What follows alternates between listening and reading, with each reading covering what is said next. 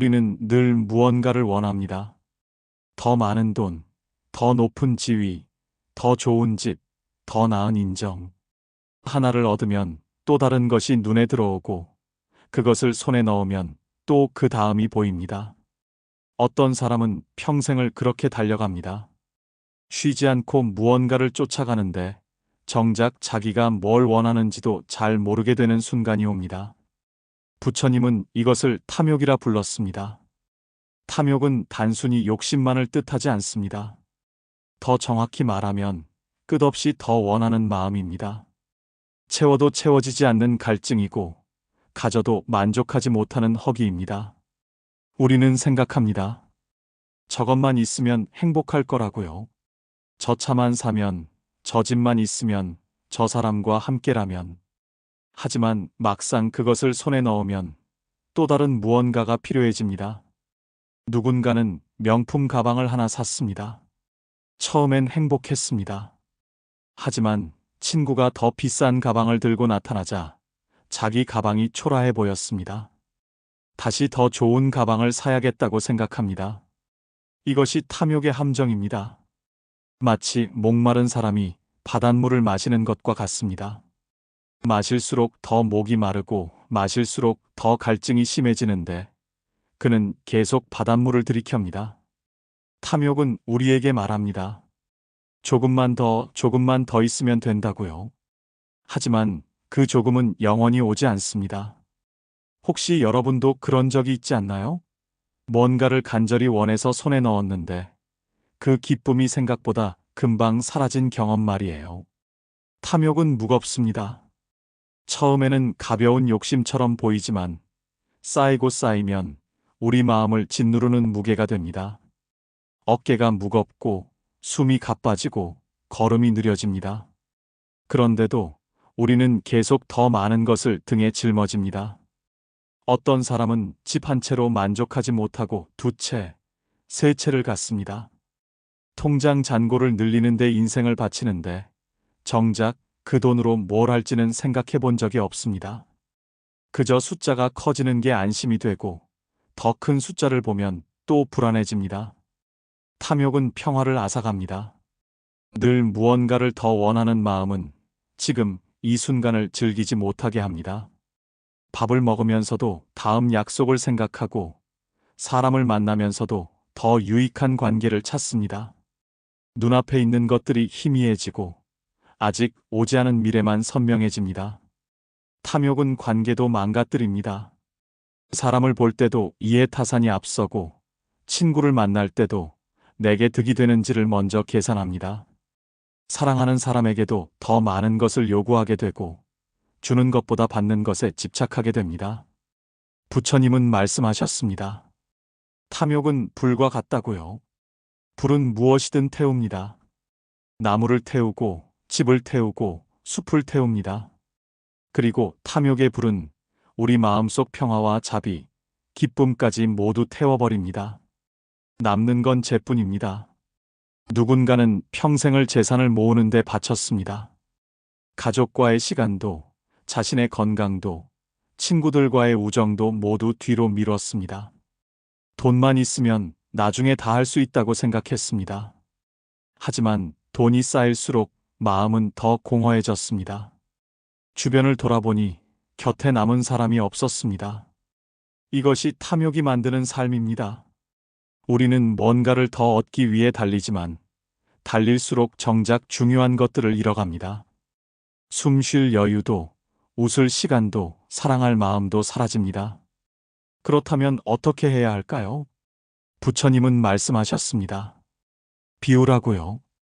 비운다는 것은 아무것도 갖지 말라는 뜻이 아닙니다. 필요한 것까지 버리라는 의미도 아닙니다. 진짜 비움이란 집착을 내려놓는 것입니다. 집착과 소유는 다릅니다. 집이 있어도 집에 매이지 않을 수 있고 돈이 있어도 돈에 휘둘리지 않을 수 있습니다. 물건을 가졌어도 그것이 없으면 불행하다고 생각하지 않는 것, 그것이 비움입니다. 첫 번째 연습은 알아차림입니다. 지금 내가 뭘 원하고 있는지 알아차리는 것부터 시작합니다. 이 욕구가 진짜 필요해서 나온 건지 아니면 그냥 습관적으로 더 갖고 싶은 마음인지 구분해 봅니다. 마트에서 물건을 집어드는 순간 한번 멈춰 봅니다. 이게 정말 필요한가? 아니면 그냥 갖고 싶은 건가? 이 질문 하나만으로도 많은 것이 달라집니다. 두 번째 연습은 감사입니다.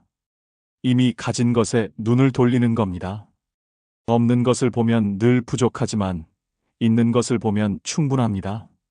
아침에 눈을 뜰 수 있는 것, 숨을 쉴 수 있는 것, 밥을 먹을 수 있는 것. 당연한 것들이 사실은 기적입니다.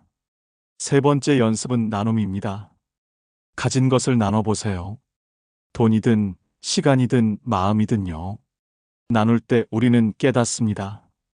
주는 것이 오히려 마음을 풍요롭게 만든다는 것을요. 움켜쥐면 손이 아프지만 펼치면 자유롭습니다. 어떤 사람은 옷장을 정리했습니다.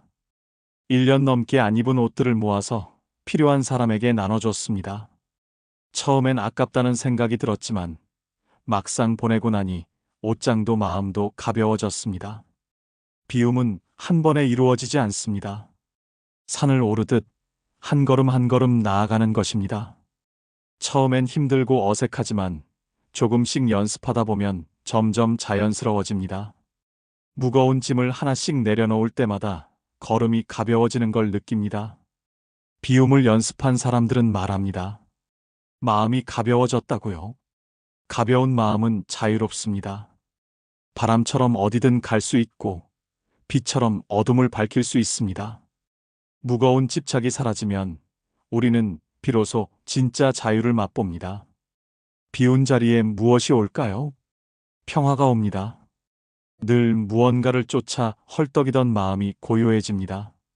갖지 못해서 불안하던 마음이 사라지고 지금 이 순간이 충분하다는 걸 알게 됩니다. 기쁨이 옵니다. 작은 것에서 행복을 느낍니다. 아침 햇살, 따뜻한 차 한 잔, 친구의 미소. 예전에는 지나쳤던 것들이 빛나 보입니다. 사랑이 옵니다. 이해 타산 없이 사람을 대할 수 있습니다.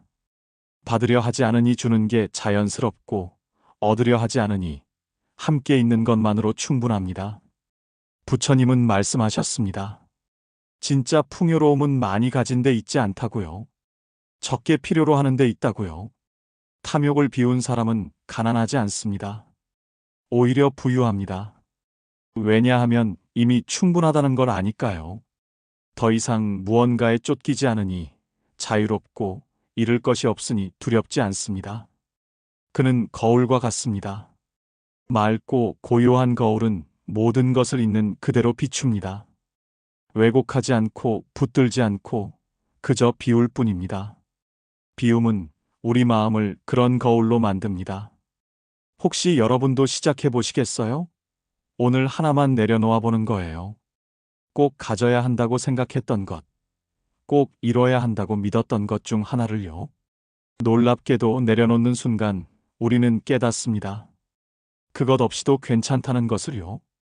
탐욕을 비우는 연습은 삶을 비우는 게 아닙니다. 오히려 삶을 채우는 것입니다. 진짜 소중한 것들로요.